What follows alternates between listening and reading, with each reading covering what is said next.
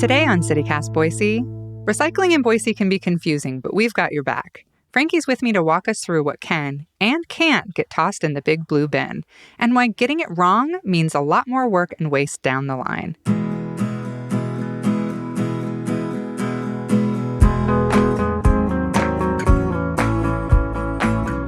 It's Wednesday, March 1st. I'm Emma Arnold, and this is what Boise's talking about.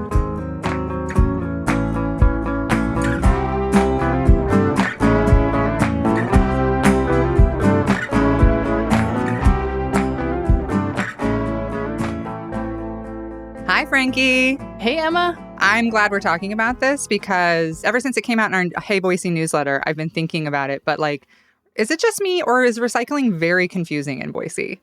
Oh, gosh, you are not the only one. There are so many people confused. And actually, the reason why we're talking about it today and why we've been talking about it in our Hey Boise newsletter is because we've actually gotten a lot of questions from people in our inbox asking us, what do I do with this? And can I recycle this? I want to do this right. And what do I do with it?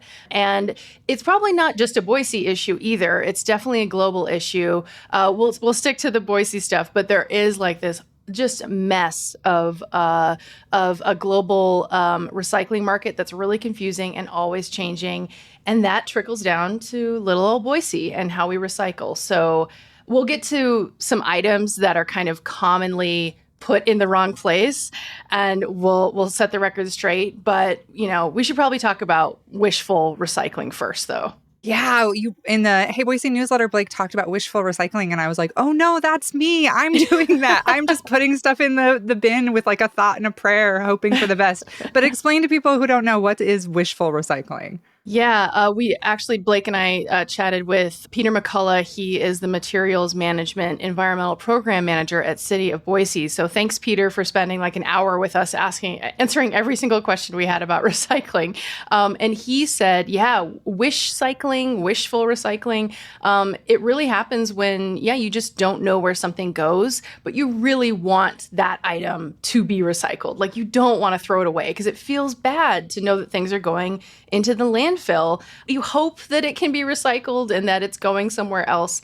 But here's the thing. It actually does cause a problem because Western Recycling, they're the people who recycle or actually take our materials when you put them in your blue cart in your alley or whatever. They pick them up and they sort them. They sort them by hand. I have been at Western Recycling and watched the line, and it's amazing. These people, it's like the scene in I Love Lucy with the with the chocolates going down, but they're even faster, and they're sorting things by hand and making sure that things go in the right place. And so when you are putting things that shouldn't be in the same line, it slows things down, and it can also gum up their equipment. And if something does sneak in that shouldn't be there, it can be a problem. So you should care. You should care. Yeah. And then something good to keep in mind. I think a lot of people, I just assumed there's a machine that sorts it if you mess up whatever. But knowing that somebody hand picks that trash out of there and that it can wreck the whole thing is very good to know. Does that mean we're not very good at recycling, but we have good intentions? Is that what that means? Right. Well, according to Peter McCullough, again, he actually said that we're doing pretty well. He calls it's the contamination rate, meaning how much stuff that goes into one bin that shouldn't be there. He said, though, actually our contamination rate is 10, 11%, which he compared it to Portland, which has one of the lowest contamination rates in the country at 9%. So, hey, we're actually doing pretty well compared to other cities. Of course, that's good. It would be cool to be at 0, right? Yeah, let's beat Portland, Boise. Come on, we can get down to 8%.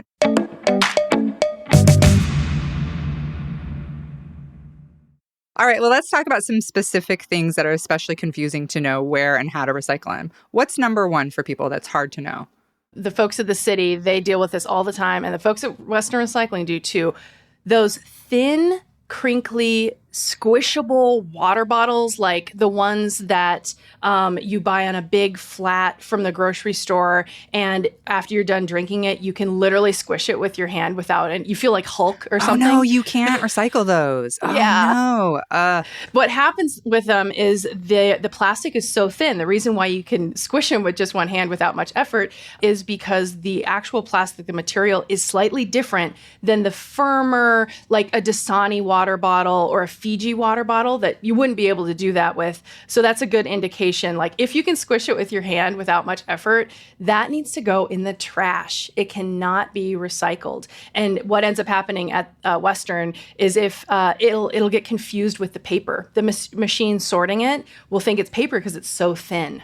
So that's probably number one. And that's too bad because I feel like for a lot of people, those are very convenient. But I guess, once again, folks, you cannot recycle those. So we got to switch to reusable water bottles because that's terrible.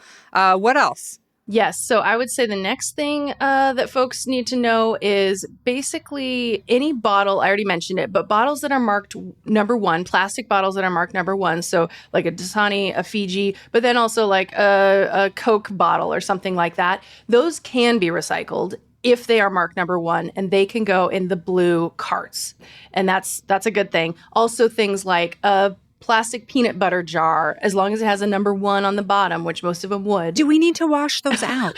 Oh my gosh, great question. I want you to say no so bad right now. Okay, so the overarching thing with washing out is, again, because there is this human element and things get stuck in other things because it all gets mixed together. You know, you've got like paper and cans and plastic in one bin in the blue carts. You just want to be sure that there's not so much material in there that stuff is going to get stuck to it. So for a peanut butter jar, the city says, give it to your dog, let him lick it out a little bit, and then don't stress about it too much. You don't need to necessarily run it through the dishwasher or scrub it. Do not do that because then you're wasting water.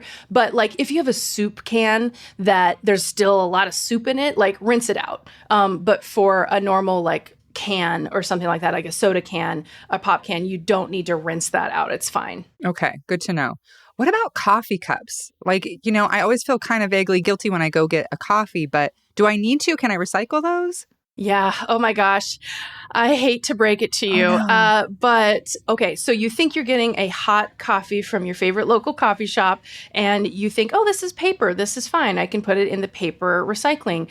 Nope, because actually those are made, they have a little bit of plastic, a little bit of wax on them. And the overall rule with recycling is if there's a material that's mixed in with another material, like a paper plastic combo, can't do anything with that. It's got to go in the trash. So also good reason to bring your mug to the coffee shop or stay there and drink your coffee if you want to reduce how much you're bringing home and how much you're putting in the landfill. Good to be aware of that.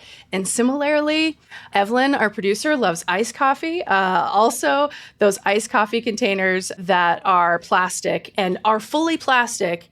However, they are made of a plastic that cannot be recycled in Boise.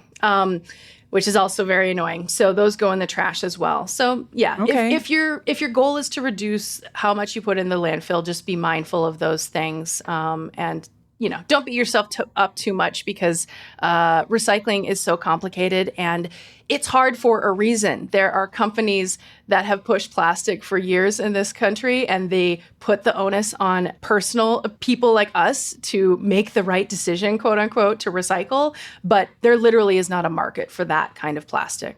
What about, house full of teenagers? We have tons of these. I've been recycling them. Pizza boxes? Okay, so if you get a pizza from Americana Pizza, one of my favorite local pizza shops, for example. The best. Had one last night. So that is fully cardboard. However, if it's really greasy on the bottom, Peter with the city also actually said, you can rip it in half. So let's say the top of the pizza box didn't get greasy at all. You can recycle that. So, like cut it up, rip it in half, put that in the recycling for cardboard. But the bottom that got greasy or has cheese on it or whatever, put that in the trash because there's no way to separate out the grease in the cardboard. Does that make sense? Totally, yeah. Okay, so part two, if your teenagers get frozen pizzas from Winco and they enjoy those, Those boxes, they actually, in order to keep the box frozen and not like freezer burn the pizzas completely, the companies that produce those put a little bit of waxy plastic on that cardboard. So it's not normal cardboard and it needs to go in the trash. Just like the coffee cups. Okay, got it. Exactly. Yep. So lots of things actually have to go in the landfill, but what can be recycled? What can I put in my blue cart? Yes. So I'll say it again. So number one, plastics that are like bottles and detergent, empty detergent bottles, those can go in. Any cans, beer cans, steel soup cans, like I said, rinse out if there's a lot of stuff in there, but they don't need to be perfect. And then for paper, newspapers, magazines, flattened cardboard, all those things, of course, and mail, and a lot of other stuff can go in. And we have there's a guide. The city of Boise has a great website called Curb It Boise with lots of references, cards that really go through all the different things that can be recycled. And we'll link to those in the show notes.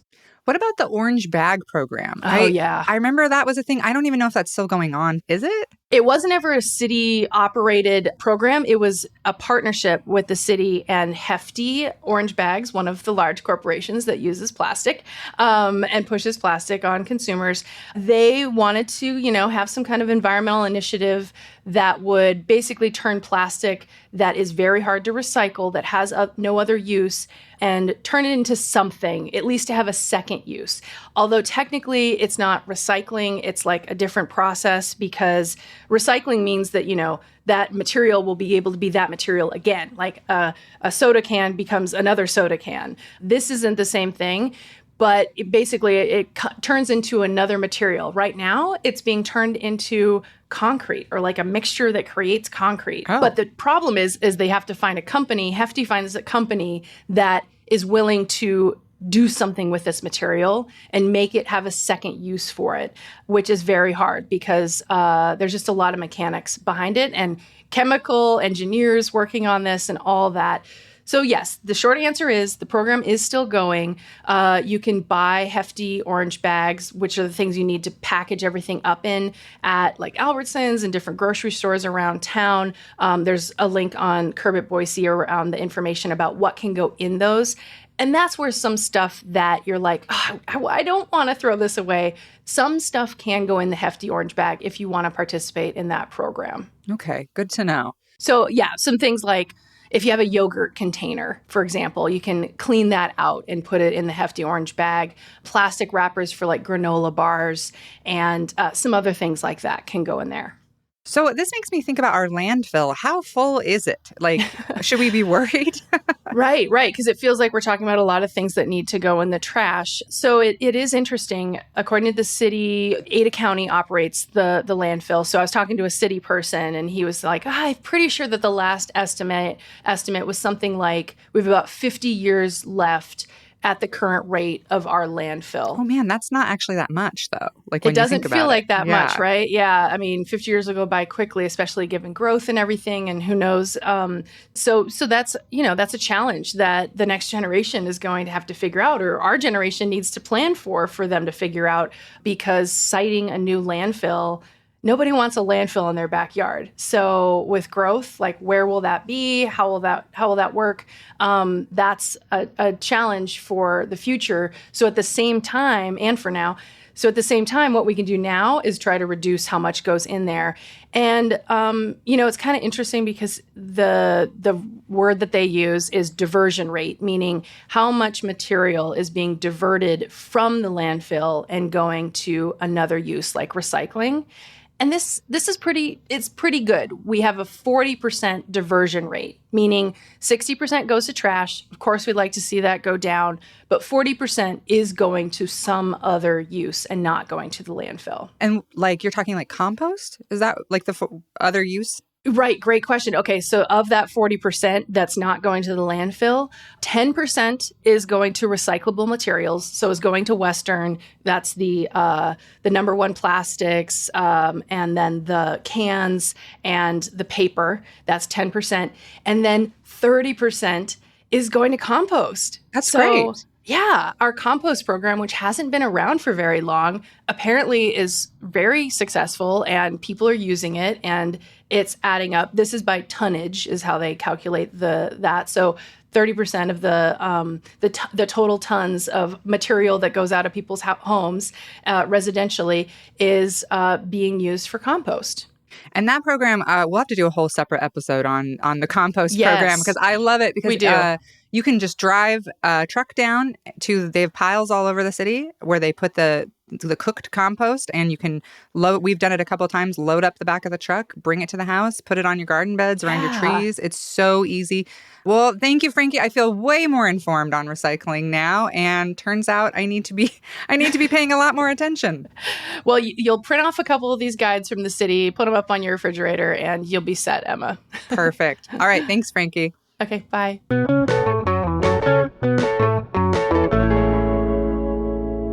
And in the headlines, one of the legislative session's most controversial bills was shot down by the Senate in a surprising 12-23 vote. According to Idaho Reports, the bill would have created an education savings account system in Idaho, moving $40 million in public education funds to families annually, who could then have spent the money on private school tuition or homeschooling. Here's a bonus Boise pro tip on recycling today. Sarah and Carl Hansen wrote in asking what they can do with corks from wine bottles. According to the city of Boise, those can be composted. Assuming they're made from natural cork and aren't the stoppers that have plastic in them, go ahead and add them to your compost bin. Cheers!